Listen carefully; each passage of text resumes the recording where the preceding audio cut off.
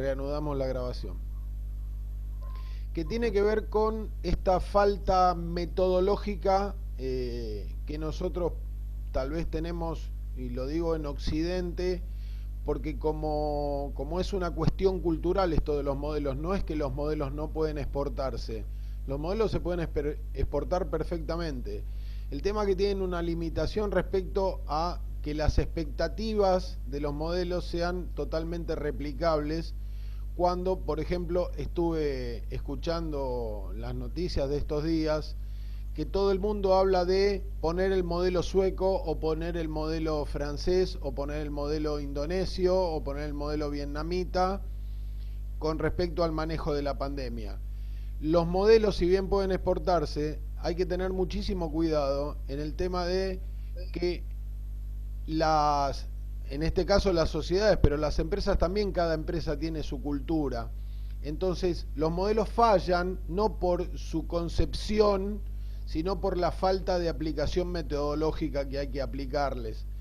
Entonces, esto de nos venían a auditar Kaizen y resulta que hacíamos agua por todos lados porque era mucha burocracia, forma parte de nuestra falta de dinámica en términos de ser metodológicos en la aplicación de las herramientas. Por eso, cuando hace unos minutitos le decía que el éxito de esto, el éxito de la implementación de TPM, como de cualquier herramienta que hablemos, depende mucho de su circunscripción, ¿sí? Y de su foco, de no querer hacerlo a gran escala de entrada, porque no es una cosa manejable, porque lo que hay que hacer es cambiar la forma de pensamiento y cambiar la forma de visión de cómo nosotros tenemos diagramadas nuestras operaciones, nuestras costumbres, nuestra cultura empresaria, ¿sí? Y tal vez queremos dar el tercer paso antes de dar el primero. Con lo cual es muy difícil tener éxito en la implementación de sistemas que llevan mucho tiempo de maduración, no porque sean complejos, sino porque hay que cambiar la forma en la que nosotros pensamos las operaciones y la forma en la que nosotros nos conducimos, ¿sí? No solo como individuos, sino como sociedades puestas en una empresa también. Entonces, ahí es donde si alguno de ustedes ha participado también en círculos de calidad, en la implementación de certificaciones de cualquier tipo de norma, puede ser ISO, puede ser alguna norma como la OSHA de seguridad, higiene y demás, se van a dar cuenta que corremos detrás del resultado que espera el evaluador, más de tratar de hacer foco en lo que nosotros tenemos que lograr para una mejora interna. Entonces ahí es donde empiezan a fallar las cosas. Estos modelos son sencillos porque lo que buscan, fíjense que son 4 o 5 líneas muy claras. Que no se rompan las cosas que no tenemos previstas, que demoremos lo que decimos que vamos a demorar en los tiempos de fabricación, que en el caso de Melina, por ejemplo, que cuando llegue la materia prima podamos consumirla en el momento que tenemos previsto. Ustedes habrán escuchado, porque la mayoría también está en la clase de comercio exterior, que Miguel citó el caso de la crisis del petróleo que se está atravesando en este momento. El petróleo lo están regalando porque no tienen dónde acumularlo y no se puede parar la producción. En el video de la clase anterior yo le hablaba de algunos sistemas de producción que son continuos, en los cuales no se pueden parar los procesos, y no se pueden parar por diferentes causas. Entonces, ¿qué se hace? Se estoquea cuando no se puede vender. Yo le cité el caso de las cristalerías, que las conozco de manera particular porque he trabajado durante muchos años en una empresa prestadora de servicios a las cristalerías como gerente de producción, y resulta que cuando las cristalerías tenían poca demanda del mercado, como fueron los últimos 6 o 7 años, ¿sí? Que tenemos esta especie de depresión económica, o algunos le dirán falta de crecimiento, como es un problema de demanda y no solo de tipo de cambio, las empresas que tienen producción continua tienen el problema de no poder detener sus procesos. Se pueden ralentizar un poco, pero no se pueden detener. Entonces, ¿qué pasa cuando falta mercado? Hay que estoquearse. ¿sí? O sea, se sigue produciendo para ventas futuras, pero todo tiene un límite también. Y ese límite es inclusive físico, ¿sí? Nosotros necesitaríamos, en el caso de las cristalerías que tienen predios muy grandes, necesitaríamos duplicar la superficie en metros cuadrados para poder almacenar todo lo que se fabrica por día, que son millones de artículos. Cuando digo millones de artículos hablo de millones de botellas, millones de frascos, millones de platos, millones de vasos, que tienen un límite de acopio. Entonces, ¿qué pasa cuando eso empieza a tener un quiebre en la dinámica, en el flujo diario? Bueno, aparecen todas estas cuestiones de pérdida de productividad, incremento de los costos, dificultades con las cadenas de pago y demás. Entonces, volviendo un poquito al tema de TPM y de Kaizen en particular, lo ideal es, si queremos... Melina, por ejemplo, ahora está trabajando en una empresa que era una pyme y hoy es una multinacional. ¿Qué pasa con las multinacionales? O con el ejemplo que puso nuestro compañero de Toyota Cento. Viene un gerente y trata de imponer su visión del negocio, y para que esa visión funcione hay que poner determinadas herramientas en juego que son las que triunfan en el resto del mundo o en la gran mayoría de los países. Y nosotros nos tenemos que hacer cargo de que esa implementación sea exitosa, pero si va a contramano de nuestros tiempos, a contramano de nuestra adaptabilidad, y queremos poner más de una herramienta en juego a la vez, lo más probable es que vaya en detrimento y no en virtuosismo de lo que son nuestros negocios. Meli, si querés agregar algo, totalmente abierto. Sí, es lo que decís vos. En general, cuando empezás a trabajar en una multinacional, en estas adquisiciones, te vienen con un cronograma de cosas que hay que implementar y en la corrida se terminan implementando para llegar a una agenda y no verificando que funcionen realmente. Y lo que es la mayor complejidad que yo puedo notar es la gente, la cultura de la gente. Es muy difícil algo tan simple como enseñar a separar los residuos, por ejemplo, para que tengan en cuenta en la parte de implementación de 5S, de decir, esto va acá, te hago un dibujito, y no, lo dejan a 3 cuadras, que para ellos era el lugar más cómodo. Entonces hay que entender un poco el contexto, obviamente, en la medida que se pueda, ¿no? Uno no puede pararse así, no, chicos, esto acá está mal, no vamos a hacer lo que dice Casa Matriz, porque te van a dar una patada a los 2 minutos, pero si uno quiere buscar la eficiencia del proceso, implementarlo de una forma que genere resultados, hay que entender la cultura y hay que ser un agente de cambio. Y como siempre, no casarse con la agenda, ¿no? A veces es necesario dilatar esos tiempos. Justamente, es perfecto el ejemplo que acabas de dar porque lo estoy viviendo en carne propia en un trabajo que tengo como asesor de seguridad e higiene de una empresa. Esto de algo tan simple, como dice Meli, de separar los residuos y decir cada residuo o cada tipo de residuo que generamos tiene un lugar. ¿Y por qué no se deposita en el lugar de la manera que corresponde? Porque no estamos acostumbrados a hacerlo. Ella acaba de dar otra palabra que es determinante, que es porque nos queda más cómodo. Todas esas cuestiones son cuestiones que tienen que ver con nuestra cultura, y la cultura no tiene que ver con nuestra capacidad cognitiva ni con nuestro desarrollo profesional, tiene que ver con nuestra forma de hacer las cosas, ¿sí? Si nosotros estamos acostumbrados, o sea, tenemos la cultura de dejar los residuos donde más cómodo nos queda, eso va a ser lo que siga mandando, porque nosotros somos como el agua en la naturaleza. Cuando digo nosotros, no digo los argentinos, digo los seres humanos, ¿sí? Vamos por el lado donde fluimos con menor resistencia, como la corriente eléctrica, ¿está bien? Entonces, eso es así y eso hay que poder entenderlo.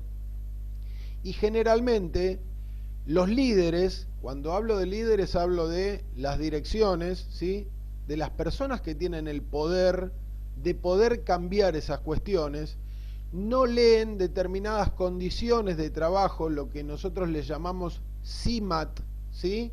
Condiciones y medio ambiente del trabajo, a los que están expuestos los trabajadores o los colaboradores, como se suele decir ahora en las organizaciones o en las empresas. ¿Y por qué es importante poder entender esto? Porque el cambio se tiene que generar desde la dirección hacia abajo, pero entendiendo la empatía de que la dirección tiene que saber cómo es abajo. Y hay muchos gerentes, o muchos directores, o muchos CEOs de compañía, que seguramente no han estado en ese abajo y no saben las dificultades o las resistencias normales o las resistencias políticas que pueden tener por diversos intereses las personas que trabajan en una compañía para no hacer lo que la compañía está disponiendo a hacer. No estoy diciendo que haya un mal manejo, estoy diciendo que hay que interpretar bien qué es lo que se pretende, comunicarlo de manera clara y hacer participar a la gente. ¿Por qué? Porque cuando uno participa, después lo vamos a ver un poquito más en detalle cuando demos algunos ejemplos de lo que es el mantenimiento autónomo. El mantenimiento autónomo pregona la limpieza, como les dije yo, esos tres pequeños ítems muy importantes que son el ajuste, la lubricación y la limpieza. Cuando hablamos de limpieza, si la persona que está encargada de la limpieza entiende que es el responsable directo de esa limpieza, lo más probable es que intente no ensuciar para después no tener que limpiar, ¿sí? Entonces, si esos conceptos empiezan a quedar claros, o sea, objetivo, metas, recursos, importancia y participación, porque hablamos mucho de la capacitación, pero no de la participación. Y eso no quiere, cuando yo hablo de participación, no quiere decir que todas las personas que trabajemos en una organización tengamos que decidir, ¿sí? Pero sí es importante que participen. ¿Por qué? Porque se pueden buscar puntos de acuerdo, ¿sí? Y juntar los polos entre los diferentes intereses cuando uno hace participar al otro. Entonces se me ocurre el caso de los residuos, como decía Melina. Si en vez de fijar la posición de decir los residuos van acá, uno abre el juego, muestra por qué es importante la separación, no solamente por una cuestión medioambiental porque somos todos activistas de Greenpeace, sino porque aparte la empresa tiene obligaciones contractuales y legales con respecto al manejo de los residuos, ¿sí? Por cuestiones medioambientales que si después les interesa las podemos discutir en algún momento, sobre todo por mantenimiento, porque es un generador, ¿sí?, de residuos especiales. No le vamos a poner peligrosos, por ahora le vamos a poner especiales.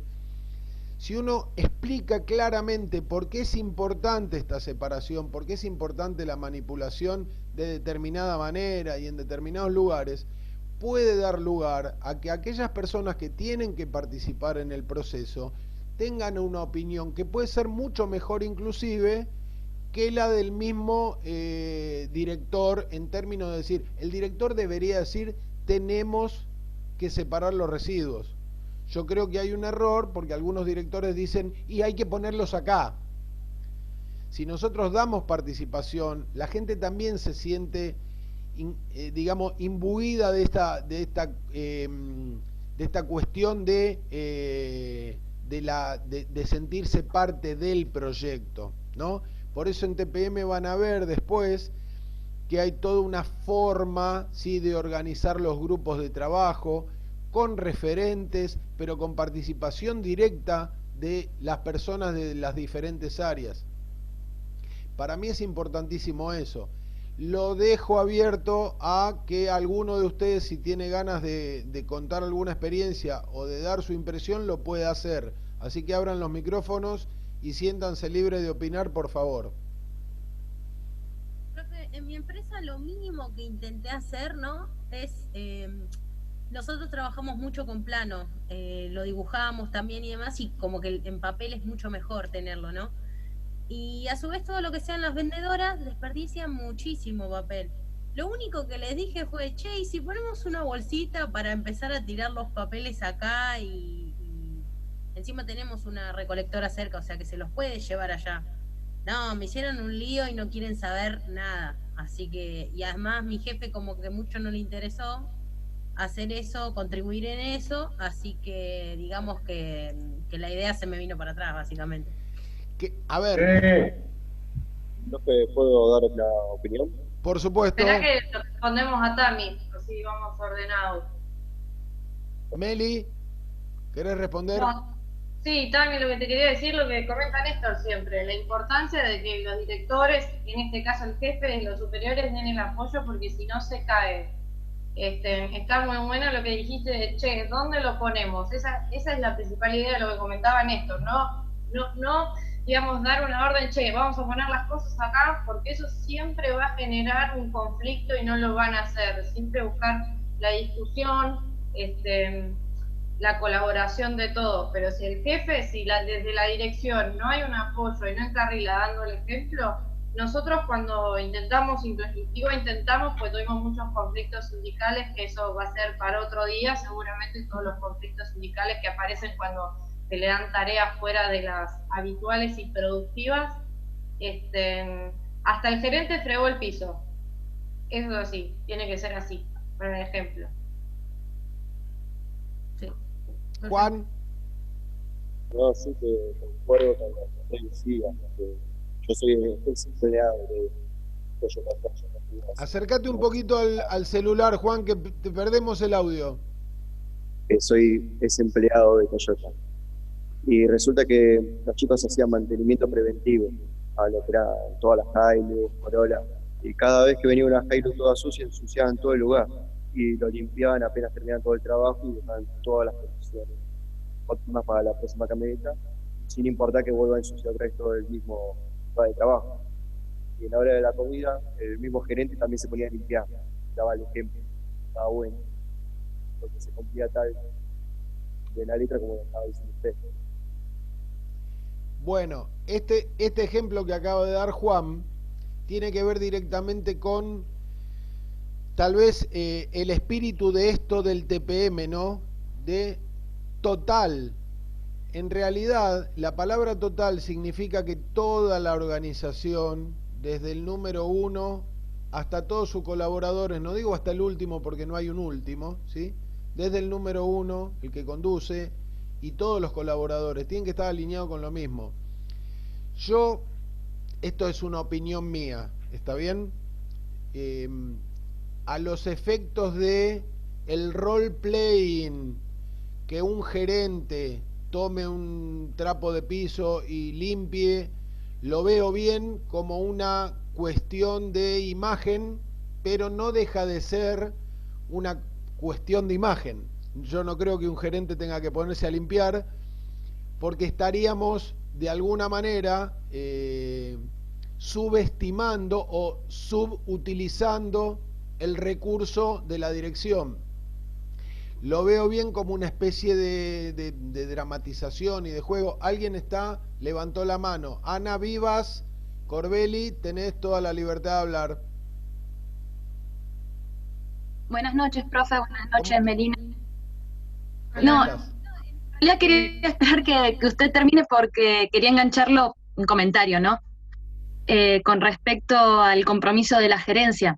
A mí me pasa en la fábrica donde estoy en Sucamor, en Cajas, que cuando yo entré me parecía muy raro que desde el gerente de planta hasta incluso nosotros los pasantes mismos participábamos en lo que era el TPM. Lo hacemos semanalmente en nuestra línea principal, la máquina corrugadora.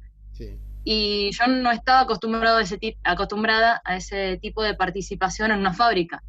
Y como comentario lo que usted decía de que está bien de alguna forma y está mal de otra forma, en nuestro caso particular, el personal de corrugadora como no es suficiente en términos de cantidad para hacer todo el TPM ellos solos. Entonces también de esa forma se está obligando, me parece, a lo que seríamos el staff, por así decirlo, a participar. El objetivo a largo plazo es que en realidad solamente el personal de planta termine haciendo el TPM, pero bueno, estamos a muchos años o meses de lograr algo así. Nada, y era para hacer un comentario. Hacen como un día de que participan todos, ¿no? Claro, de hecho, incluso muchas personas de lo que es el staff no se limitan a tareas sencillas en el TPM. He visto al jefe de planta tirarse en el piso, salir todo engrasado con el mameluco. Realmente hay un compromiso importante.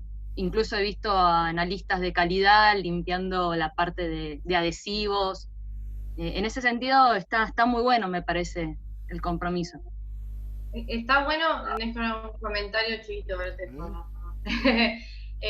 hay que sacarle el chip a la gente de que el que limpia es la limpieza, nada más. Es parte de la tarea de todos. Mantener el orden en nuestro escritorio, nosotros que en general tenemos tareas un poco más administrativas como ingenieros industriales, que nos venga a limpiar la oficina la chica de limpieza está buenísimo, pero dejemos ordenadas las cosas para facilitar el trabajo. Viene un poco por ese lado. Obviamente que el gerente no tiene por qué andar limpiando el piso, pero está bueno que el día de participe y muestre que él también se puede ensuciar las manos y tiene compromiso para que todos mejoremos y que eso lo lleve a cuidar el espacio de trabajo. No funcionó donde laburo yo, aclaro, pero fue la idea con la que lo implementamos. Yo quiero hacer una aclaración con lo que decía Ana. Gracias, Ana, por el comentario, porque viene bárbaro. No sé si vos trabajás con Mariano Visconti en cajas en Sucamor. Sí, de hecho trabajamos muy cerca en lo que es el trabajo de él y el mío, estamos bastante relacionados. Sí. Bueno, Mariano Visconti durante 5 años fue nuestro partner junto con Pablo en la cátedra de mantenimiento. Su salida por cuestiones laborales habilitó a que Melina tenga la posibilidad de ocupar su lugar, y ambos fueron elegidos porque son personas que trabajan en empresas, en industrias, en la planta, en producción, en mantenimiento, en implementación, y nosotros lo que queríamos brindarle a ustedes era justamente eso, experiencias, mayores experiencias en el campo de lo práctico. Mariano tiene mucha experiencia en TPM y gran parte de cosas que van a ver ustedes compartidas en el campus han sido desarrolladas por él, de su experiencia como implementador de TPM. Y si hubiéramos tenido es más, tal vez lo puedo invitar para el último martes que demos TPM, o para cuando demos RCM, a que participe con nosotros, porque es una persona que tiene muchísima experiencia en esto. Y las personas que tienen experiencia en esto saben lo difícil que es llevar a cabo estos procesos. Yo cuando decía este role-playing que tienen que jugar los líderes, no es que no estoy de acuerdo que lo hagan, lo que digo es que no tiene que ser la habitualidad. ¿Por qué? Porque está bueno que haya un día de, y está bueno que los líderes, el gerente, el director, el analista, el jefe de mantenimiento, el jefe de la operación, se tiren abajo de una máquina, despeguen pegamento, salgan engrasados con el mameluco hasta los dientes, porque tienen una idea de la dificultad que conlleva hacer esas tareas, que generalmente no la tienen. Y ahí es donde yo hablo un poquito de la empatización, ¿no? Generalmente cuando nos ha tocado, a mí en mi caso, yo tuve no sé si la suerte o la desgracia, de trabajar desde muy joven en mantenimiento. He pasado por un montón de áreas. Sorgenti, quédate tranquilo que tu PPS avanza, lo digo así en voz alta para no olvidarme. Gracias, profe, gracias, me puedo quedar tranquilo. Antes que me olvide. Vamos. Y esto de pasar desde limpiar, desde ser mecánico hasta ser gerente de una empresa, me ha dado la posibilidad de ver y de vivir en carne propia, digamos, la profesión, después como ingeniero con los años. Cuando uno planifica actividades, cuando uno hace los cálculos productivos, cuando uno estima tiempos, cuando uno dice esta tarea me va a llevar tanto tiempo y este tiempo es el que yo voy a hacer valer en mi oferta económica, y si no se cumplen estos tiempos vamos a perder plata. Generalmente lo que se pierde es la cercanía con las dificultades de la producción, ¿sí? Con las dificultades y los sistemas y las costumbres de los sistemas hacen que esas dificultades se vean reflejadas en los resultados. ¿Por qué? Este pequeño ejemplo de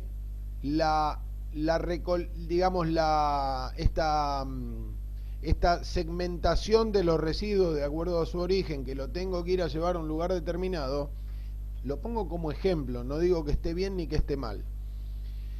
Hace que algo vaya a contracorriente de lo que es el status quo, ¿no? De lo que funciona habitualmente.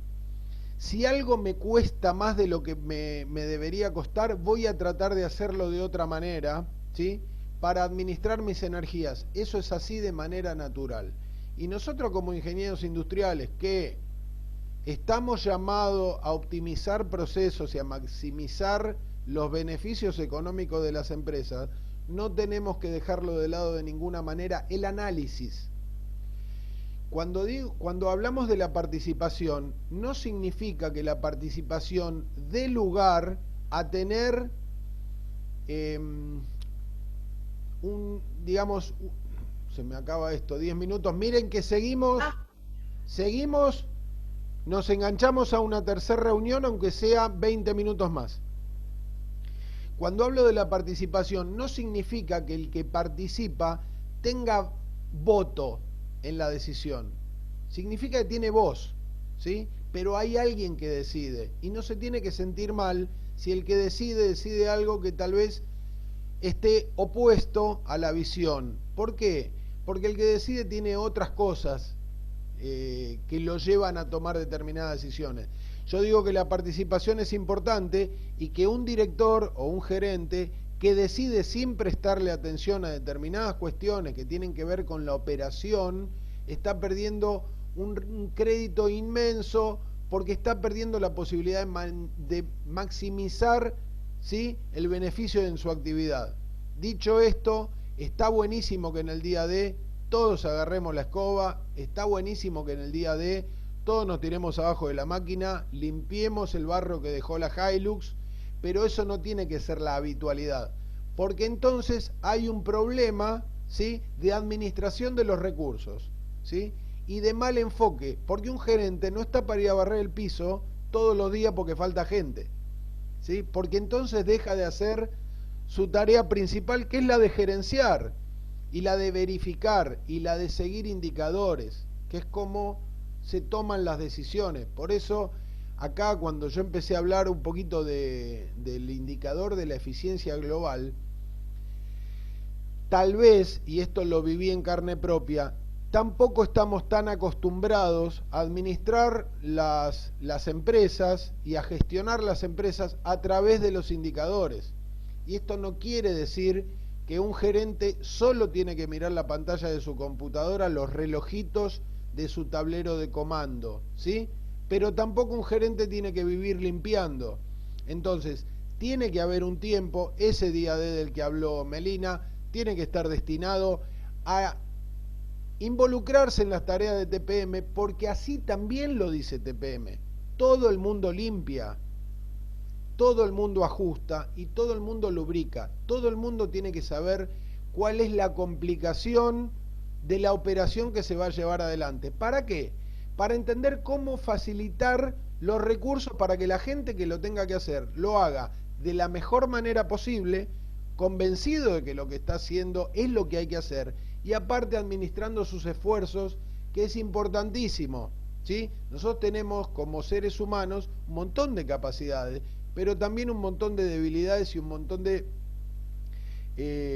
ahora no me va a salir la palabra seguramente, como me la olvido siempre, pero de estas faltas de capacidades, ¿sí? Ya me voy a acordar de la palabra que uso siempre. Y debilidades y fortalezas. No son debilidades, ¿sí?, pero vamos a poner que son debilidades. Entonces, ¿qué pasa? Esta cuestión de administrar las energías del personal y que el personal se sienta involucrado y que se sienta cómodo y que se sienta motivado, son cosas que hay que tener en cuenta. La motivación no siempre es económica, pero si viene, bienvenida sea. Y sobre todo en culturas como la nuestra, que están muy marcadas por el tanto hago, tanto quiero. Y está bien por otra parte.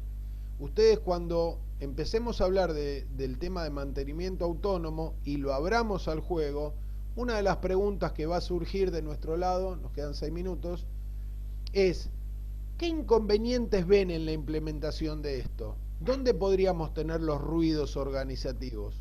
Bueno, de hecho los va a haber. ¿Por qué? Porque estamos haciendo que gente que antes hacía una cosa, ahora tenga que hacer más de una cosa. Y eso va a generar ruido, no solo en la gente, sino en sus representantes. Dicho esto, avanzo un poquito más. Si es que, Meli, ¿tenés algo para comentar? Un montón, pero avanzá porque si no, no te voy a dejar hablar. No, pero está bueno, porque me parece que no solo lo que comentemos desde el punto de vista conceptual, sino de lo que bajemos desde el punto de vista práctico les sirva a ellos, y todo lo que quieran decir, por favor, abran su micrófono y ordenémonos para hablar. No, por mi parte seguí, más adelante seguro. Bueno, entonces sigamos. Limitaciones era la palabra. Vamos a poner, ahí apareció mi amigo Salvador Gaviota y le puso limitaciones. Ya voy a encontrar cuál es la palabra porque todavía no me viene, ¿sí? Ahora cuando cortamos googleamos. Pero pongamos que sean limitaciones o restricciones, ¿sí? Capacidades y limitaciones, ¿sí? Bueno, en esas limitaciones también tenemos, desde el punto de vista, si quieren llamarlo, ergonómico, también tenemos limitaciones. Entonces, una buena planificación de las actividades, tratando de que se haga lo que hay que hacer, pero que demande la menor cantidad de recursos posible, inclusive el recurso energético de las personas, ¿sí? Es a lo que hay que prestarle la mayor atención. Seguimos un poquito con esto que ahora TPM estamos diciendo que es una filosofía, ¿no? Es un enfoque, es un punto de poner el objetivo lo más lejos posible, como decíamos antes, del horizonte, ¿sí? El cero averías, que sabemos que es una utopía el cero averías, porque no es que no va a haber averías, que el cero defecto asimilable a un mal estado de los equipos, o sea que el cero defecto de calidad también va a ser una utopía, y que el cero tiempo muerto también va a ser una utopía, pero nosotros tenemos que trabajar de una manera de minimizar el impacto de esas pequeñas eventuales apariciones que vayan a aparecer en nuestro día a día, porque si no hacemos nada, el caos reinará sobre nosotros, y eso es así. Bueno, tenemos 3 minutos. Lo que voy a hacer es pasar a la próxima diapo y nos reconectamos para 20 y 15 terminar nuestra clase. Hasta donde llegamos, llegamos y continuaremos no el martes que viene, sino el otro. Pero todo el material lo van a tener a disposición. Alguien habló hoy de la mejora enfocada y del mantenimiento autónomo. Bueno, son los diferentes pilares, como se llama en la metodología, donde se basa el TPM, todo lo que sostiene la mejora continua de la productividad, como dice ahí en esta Partenón griego que parece, ¿sí? Esos pilares son las columnas que sostienen el sistema.